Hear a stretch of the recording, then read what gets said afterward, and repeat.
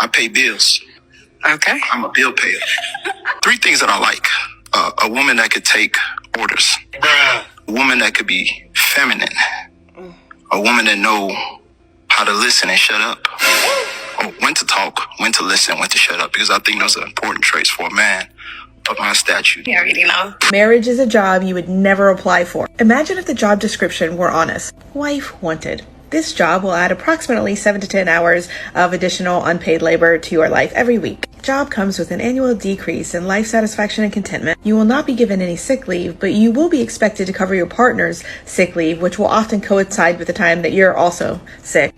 Hello fam, how are you all doing? Please take a moment to like this video and subscribe. Thank you so much for your support. Do you think men fear women liberation? Do you think men are worried that women are waking up and breaking free from their captivity? Before we get right into that, I would love us to watch this particular video. It's very controversial. It has to do with religion. Let's watch it. I don't need you to tell me what the Bible says. I need you to tell me why you think it's true such that we should care about it. Because when I read the Bible, it's a book that does not support equality of sexes, does not support equality of races, does not support equality at all. And those things are important to me and things that I value. And the Bible gets it wrong. The Bible allows and endorses slavery. The Bible prevents women from having property, prevents women from having equal rights. If those are things that are in the Bible, then what'd you say? I said all of that is actually not true. So it may be your understanding of what you think the Bible says. Exrez, what did I just say that wasn't true? You talked about slavery. You talked about all these other subjects, unequal rights. What did I say that wasn't true? Blah, blah, blah, blah, blah. What did I say that wasn't true? Was not true. I just told you. Okay. Open your Bible. Open your Bible to Exodus 21 and read along with me. Okay, so I thought you didn't care about what the Bible said. I don't, but you're not going to call me a liar on my show when I'm right and the Bible advocates and endorses slavery. You shall buy your slaves from the heathen that surround you. They shall be your property that you shall pass on to your children. You can beat them as long as they don't die within a day or two. Jewish slaves are under a completely different set of rules, and you can trick them into becoming your slaves forever rather than having to let them go after 7 years. What did I just say in that little nugget right there that is not 100% accurate to the Bible? Okay, I understand what you're saying, and you make a good What did I just say? What did I just say in that right there? What did I just say? What did I just say that is not 100% accurate to the Bible? Well, it's not. I'm not saying the slavery isn't mentioned. What did I just say that isn't 100% accurate? What did I just say? Okay, Exrez, I'm going to mute you. We are not moving forward until you exactly answer my question. I felt the need to play this video, the video clip you just watched, because this video has more to do with women breaking free from men's captivity, from slavery. So I thought it would be nice for us to talk about slavery, how men have subdued women in different ways, especially using religion. I know this might not be what my religious people want to hear, especially the Christians. They're always quick to fight back. And don't think me talking about it makes me an antichrist. I believe in God. I pray to God. I have a creator and I believe in that. But every other drama happening in that stuff, I'm not part of it. So it's important for us to talk about equity, fairness, talk about equality, talk about how women have been subdued. Let's take it back to the origin and also what is going on, ways men are using to subdue women in current times. Religion is a very big one. Let's have a look at the comment section. People in the comments saying he needs to read it properly. This guy was a pastor, a preacher for years. It's his inside out knowledge of the Bible that turned him atheist. It was written metaphorically. Well, people need to read it metaphorically then and stop acting like it's literal. Let me explain that. When you talk about metaphor, it's something you use to compare something else. You get, for example, if someone says time is a thief, it doesn't mean that time is stealing, but it means that time takes away moments from you. The same way thief takes things away from you. So it's the same thing, but a deeper meaning. So if someone says that you should get slaves, women are properties, what other deeper interpretation do we need to get the deeper meaning? It's still the same thing, honestly. It's still the same thing. You get what I mean? The Bible is in support of slavery. The Bible encourages men to subdue women. The Bible teaches men to see women as less humans. I didn't make it up. It's written in the Bible, and I'm pretty sure you heard him quote a verse in the Bible. So ladies, you can't say you are breaking free from men and their captivity, and at the same time you're holding on to doctrines that encourages women's slavery. Does that make sense? You can't say you are decentering men, and at the same time, in the same breath, you are accepting and supporting doctrines that enslaves women. So what exactly are we saying? So I just got out of my Women and Gender Studies class, and I heard something said today that was so alarming that I thought it was necessary to bring onto TikTok because the conversation needs to be had. So my professor, who's awesome, mentioned that in the 90s, she had more autonomy and control over her body than women do today. And what this illustrates is how far we have backpedaled, how far we have gone back in time despite the progress we have previously made. And I thought that this was alarming because she's not wrong. And I thought it should force the conversation about why men in society are so adamant about controlling not only the sexuality of women, but the lives entirely. Like, we are seemingly obsessed with this as a species, and it's not just in American culture, it's all over the world, right? So I'm just curious as to why this is such a propagated idea. Are men scared of women's sexuality? Are they scared of their freedom? Are they scared of their autonomy? Because I think so. I think that's a safe bet. I think the reason why men are hell-bent on taking away women's autonomy in current time is because women are more independent these days compared to how it used to be before. In the past, most women were married. They had their family. They had the husband that they were under. So the husband or their husbands could easily control them and stop them from doing some certain things. Those days, the society could easily use shame to make sure people fall in line if they are going astray. But these days, women are waking up, people are having their own mind, people are saying to hell with what society thinks, to hell with their expectations and pressure. People are living life for themselves. These days, women are choosing peace over toxic marriage. Women are choosing to stay child-free over the struggles of parenting, struggles of pregnancy and childbirth. And you know what it says when women choose to stay child-free? It means the population will decline. The government is concerned about the population. So the best bet for them is to take away women's autonomy to their body and force women to reproduce, to procreate, to have kids. Let's have a look at the comment section.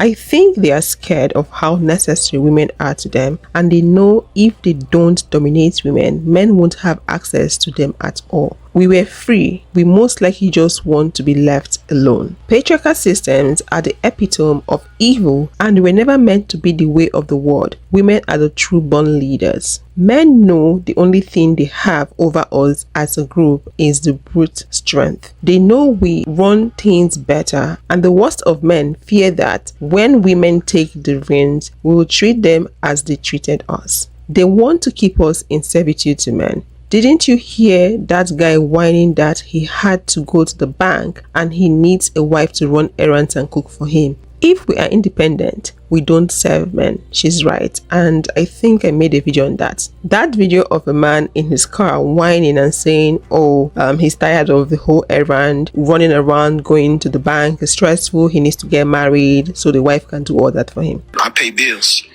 Okay. I'm a bill payer. 3 things that I like. A woman that could take orders. A woman that could be feminine. A woman that know how to listen and shut up. Or when to talk, when to listen, when to shut up. Because I think those are important traits for a man of my statute. You already know.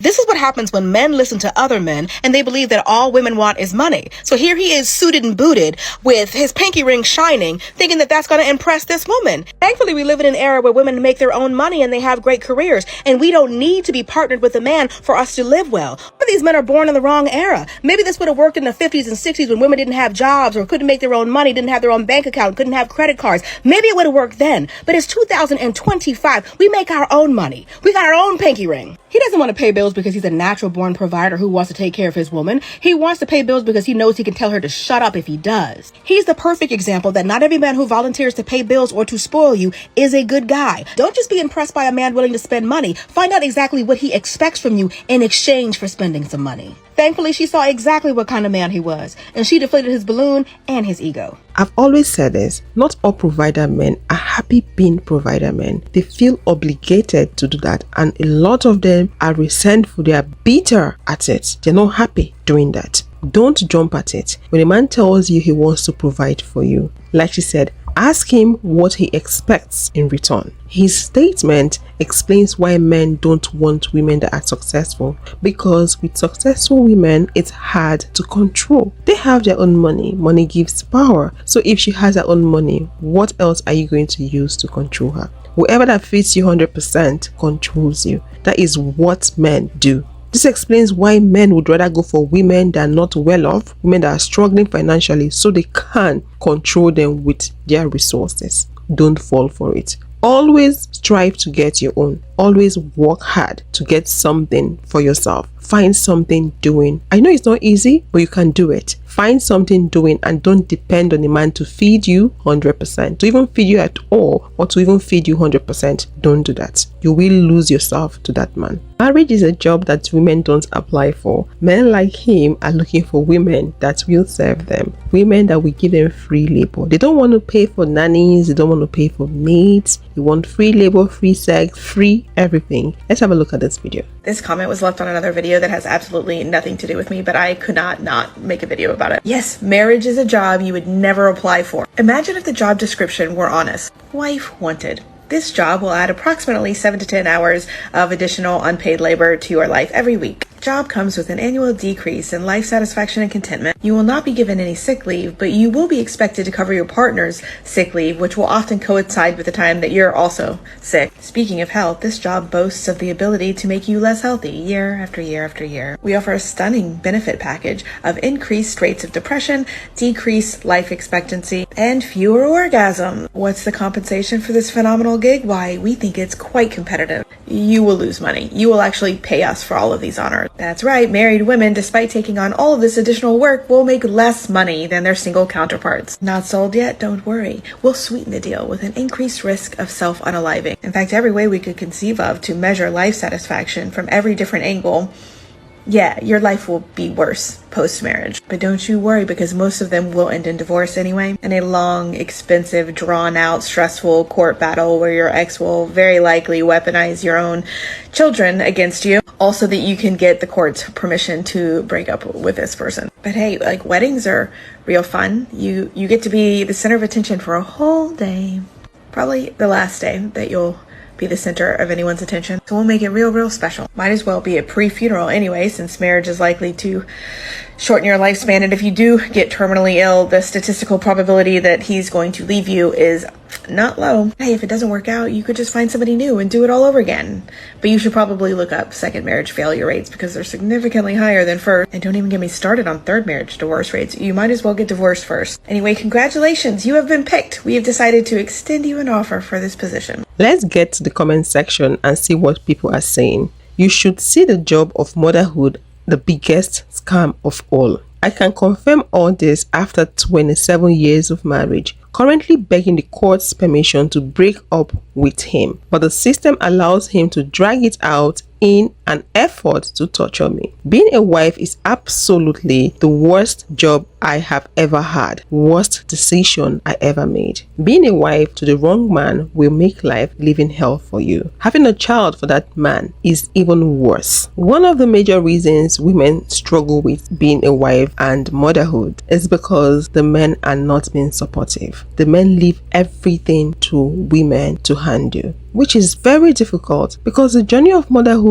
is hard, it's difficult. Question why marriage is only spoken about from the worst perspective. You all do know good husbands and good wives are real, right? No one is saying they don't have good husbands out there, but people are sharing their experience, and from looking at people's experience, you can tell that bad men are more common than good men. Bad husbands are more common than good husbands. Being a wife was the loneliest time of my life, would never reapply. I never got married, watched my friends shrink, become unhappy, get divorced, hating their exes, no regrets. I don't even date anymore, zero value added, so much happier single. If a man comes into your life and he's not adding, if he's busy taking from you, you're giving a lot to him, you're depleting, and there is nothing he's adding to your life, that is not a good man to stay with. Run for your life. A man sexing you is not counted as an addition. Him sexing you, there's a lot to consider. He's even stressing you and your body. If you have to take contraceptives, that's a lot of symptoms. Don't see that as an addition. He's even taking away from you.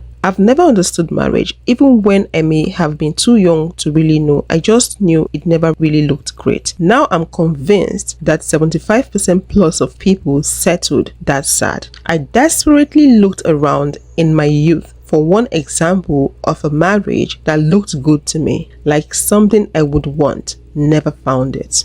I've been separated, divorced for 3 years now. My kids and I are at peace here. When the fantasies start creeping in, I like to hop over to the blended families and stepmom subreddit for reality check. Decreased life satisfaction is the average. Some women enjoy being married. The great thing about marriage is you are in control over who you marry, but you're not in control over what they turn out to become in the marriage. So happy the truth comes out in today's age. Women beware and just do not do it. I am 72 years, but I'm always impressed by your youthful wisdom. Bravo, young lady. God, if I had seen an honest advert for my marriage, I would have run a mile. Definitely not worth it. The pain it cost. I won't ever marry again. Hard pass. We need to stop romanticizing marriage. It's a contract, and it's difficult to get out of when it's amicable. Not a chance I will make the same mistake twice. Never before have I heard that a wedding is like a pre-funeral.